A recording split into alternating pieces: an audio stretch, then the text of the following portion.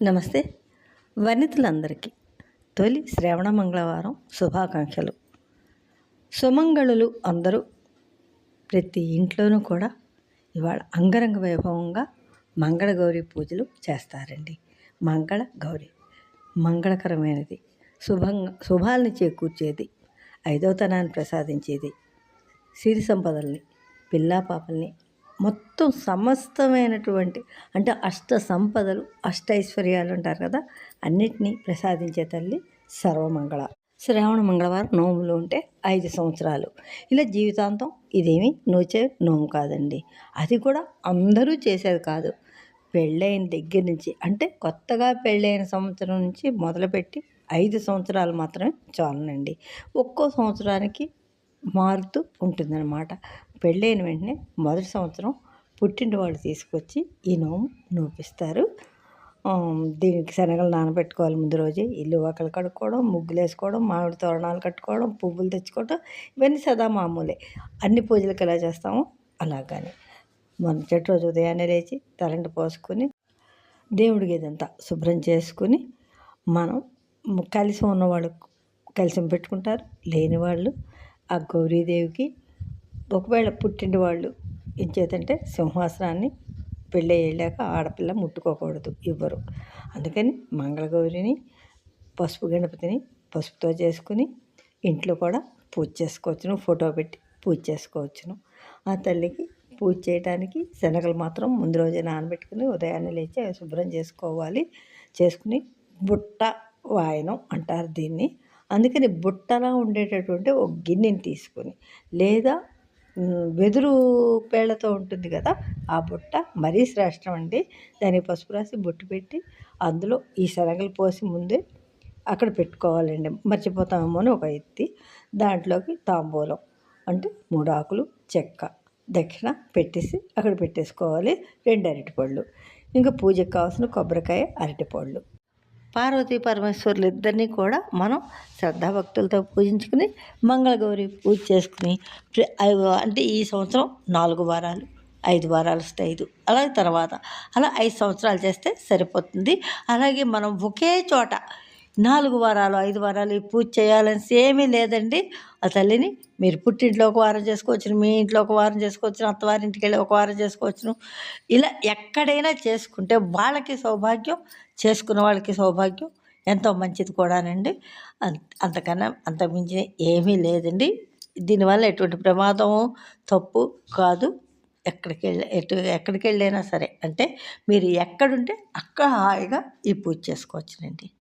ఇక తర్వాత బియ్యపిండి, ఈ పిండితోనే మనం ప్రమిదలు తయారు చేసుకోవాలి. వీటినే జ్యోతులు అంటారన్నమాట. 5 జ్యోతులు. మొదటి సంవత్సరం పెళ్ళైన వెంటనే మనం ఈ నోము పడితే తయారు చేసుకునేవి 5 ప్రమిదలు. అంతేకాకుండా పెళ్ళైన వెంటనే ఆ సంవత్సరం మూడాలు అవి రాకుండా ఉంటేనే ఆ సంవత్సరం నోము పట్టిస్తారు. ఆ సంవత్సరం ఏమైనా మూడాలు ఆటంకాలు వచ్చి పట్టకపోతే 2వ సంవత్సరం కూడా ఈ నోము పట్టకూడదు. మళ్ళీ 3వ సంవత్సరంలోనే ఈ నోము పట్టాలి. ఆ బియ్య పిండిలో కొద్దిగా పాలు, పంచదార కొద్దిగా వేసి నెయ్యితో కలిపి, అవసరమైతే కొద్దిగా అప్పుడు నీళ్ళతో కలిపితే సరిపోతుంది. ఇవి మనకి దీపాలు అయిపోయి, పూజ అయిపోయి, దీపాలు ఘనమైన తర్వాత కొంతమంది ఆచారం అయితే ఆ కుటుంబ సభ్యులు అంటే నోము ఎవరు చేసుకున్నారో ఆవిడ వాళ్ళ భర్తే తినాలటండి, ఇంకొకరు తినకూడదుట. మా ఆచారంలో అది లేదు. ఏదో ఒకటి తిని కళ్ళకద్దుకుని ఉన్నవి ఆవుకు పెట్టేసేవారిని. కొంతమంది ముత్తైదువులు కూడా పనిచేస్తారు. ఆ 2 మా ఆచారంలో లేవు, ఆవుకు పెట్టేవారు అనమాట. ఇక మీ ఆచారాన్ని బట్టి ఈ ప్రమిదలు ముత్తైదువులకు వాయనాలతో ఇవ్వచ్చును. 5 ముత్తైదువులను పిలుస్తారు కదా, అలా ఇవ్వచ్చును. లేదా మీరు తినాలా అనేది మీ పూర్వీకులు చెప్తారు, అలా చేయండి. అలాగనే బుట్ట వాయనం అంటారు. ఈ శనగలు చెప్పాను కదా, మనం ఒక వెదురు బుట్టలో పోసి పెట్టుకుంటాం. పూజ అంతా అయ్యాక అమ్మవారికి నైవేద్యం పెట్టాక అమ్మవారికి ఈ బుట్టతోటి మనం వాయనం అందించాలి. ఇస్తినమ్మ వాయనం, పుచ్చుకుంటున్నమ్మ వాయనం అనేసి అక్కడ 2 మనమే చెప్తామండి. అమ్మవారు తీసుకుంటోంది అన్న భావంతో ముత్తైదువులకి ఇస్తారు, కానీ అమ్మవారికి కూడా అందించి వచ్చును. ఇక తర్వాత ఈ పూజా ద్రవ్యాల్లో కావాల్సింది బియ్యపిండి ఎంచేదంటే ఒత్తులు, నూనె, కర్పూరం ఇవేవి నేను చెప్పలేదు. ఇవన్నీ నిత్యం మన ఇంట్లో ఉంటాయి కనుక చెప్పలేదు. బియ్యపిండి తీసుకొని ఒక 5 ప్రమిదలు తయారవ్వాలి. దీన్ని జ్యోతులు అంటాం అన్నమాట.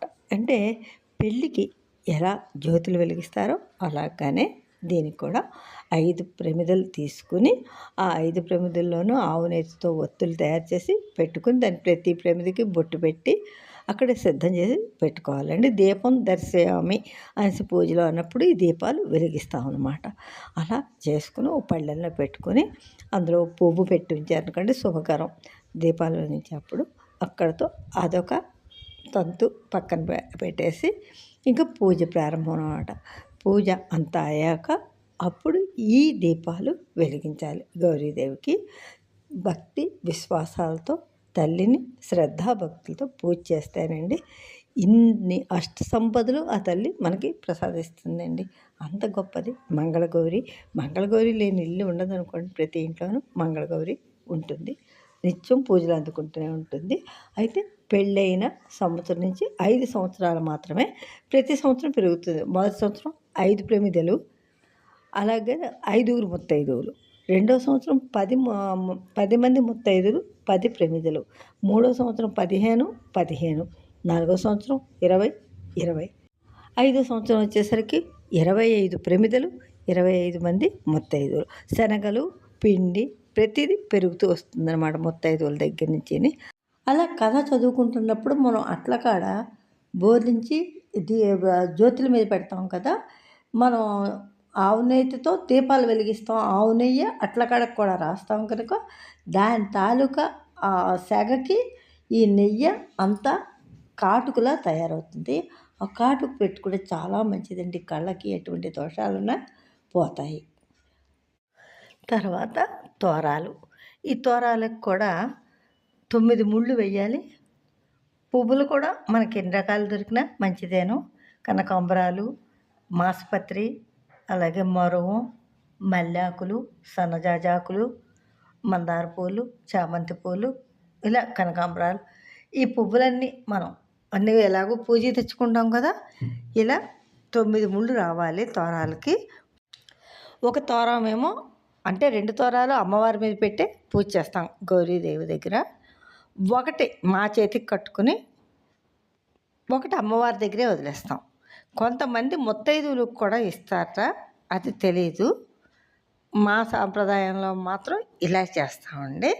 ఇది ఇక మనకి అంతా పూజలకు కావాల్సినప్పుడు కాళ్ళకి పసుపు రాసుకోవడాలు, పారాణి పెట్టుకోవడం, చేతులు గోరింటాకు పెట్టుకోవడం, సుమంగళులు అంటే ఇంక చెప్పేదే ఉంది. ఈ రకంగా పద్ధతి అంతా ఇదనమాట. ఇలా చేసుకుని మనం పార్వతీ పరమేశ్వరులు అంటేనే ఆది దంపతులు. దేవతలలో కుటుంబం ఉన్నవాళ్ళే పార్వతీ పరమేశ్వరులు. ఇంకెవరికి కుటుంబం లేదు. అలాగే ఆది దంపతులు అంటే ముందు మొట్టమొదట అసలు సృష్టిలో దంపతులైన వాళ్ళు పార్వతీ పరమేశ్వరులు. నోములు వ్రతాలు ఏం చేసినా సరే కన్నతల్లి పునిశ్రీ పడుచుగా ఉంటే కనుక కన్నతల్లికే ముందు తాంబూలం మాత్రం ఇవ్వండి. తల్లిని మించిన దైవం లేదు. తర్వాత ఎవరైనా మీకు ఎంత కావాల్సిన వాళ్ళు అనుకున్నా తల్లి కన్నా ఎవరో ఎక్కువ కాదు కావాల్సిన వాళ్ళు. తల్లి లేని పక్షంలో వదిన గారు ఉంటే కనుక అన్న భార్య తప్పకుండా ఇవ్వాలండి. చేతంటే అత్తింటి నుంచి పుట్టింటికి ఏవి వెళ్ళవు. అంటే ఒకనాటి సాంప్రదాయం ఇదే. ఇప్పుడు ఎలా ఉంటున్నారో అన్నది నాకు అనవసరం. మా ఇంట్లో అయితే ఇప్పటికీ ఇలాగే నడుస్తుంది కనుక ఆ ఒక్కటే మాత్రం అంటే నా ఇంట్లో నేను ఒక ఆడపిల్లగానో నా పిల్లలు ఆడపిల్లలు కానీ నేను చెప్పట్లేదు. ప్రతి ఆడపిల్ల కూడా మొదటి తాంబూలం నోమైనా వ్రతమైనా అది మీకు వీలుని బట్టి ఖరీదైన చీరలు పెట్టండి, జాకెట్లు పెట్టండి, మానేయండి, పర్వాలేదు. బొట్టు పెట్టి మొదటి తాంబూలం మాత్రం తల్లికే ఇవ్వాలండి.